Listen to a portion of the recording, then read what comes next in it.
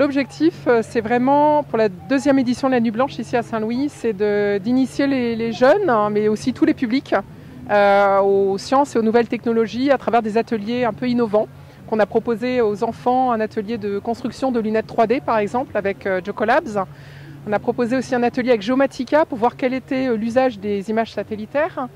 On propose également avec l'ASPA une explication des phases de la Lune, et là on sort les télescopes pour observer Jupiter ce soir. Donc c'est une expérience pour la plupart des Saint-Louisiens, je pense, de pouvoir vraiment observer au télescope le ciel. On a proposé également deux expositions, une en 3D avec des casques 3D, et puis une autre sur la peinture numérique, le digital painting comme on dit, avec l'exposition de Muriel Clat, D'un soleil à l'autre. En deuxième partie de soirée, c'est vraiment place aux artistes. L'idée, c'est d'inviter tous les Saint-Louisiens à venir depuis le château, le centre culturel de château à Guet-d'Ar, jusqu'à l'Institut, venir partager ici un moment artistique, de création artistique avec les mannequins de l'agence Baipaco, chorégraphié par Jules Romain, avec aussi des danseurs de Saint-Louis, les chanteuses du Fanal et toute la troupe de Radim Nyang qui va leader en fait ces performeurs au son du sabar.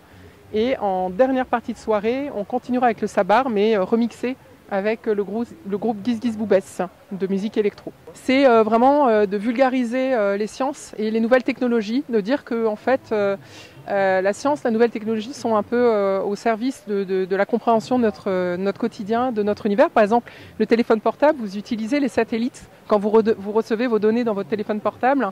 Donc c'est important de proposer au public peut-être des explications, des descriptions de comment on peut justement aujourd'hui communiquer dans notre monde grâce à la science, grâce à la technologie, comment on peut s'émerveiller aussi artistiquement, parce qu'il y a des artistes qui travaillent sur la troisième dimension, sur la réalité virtuelle ou la réalité augmentée.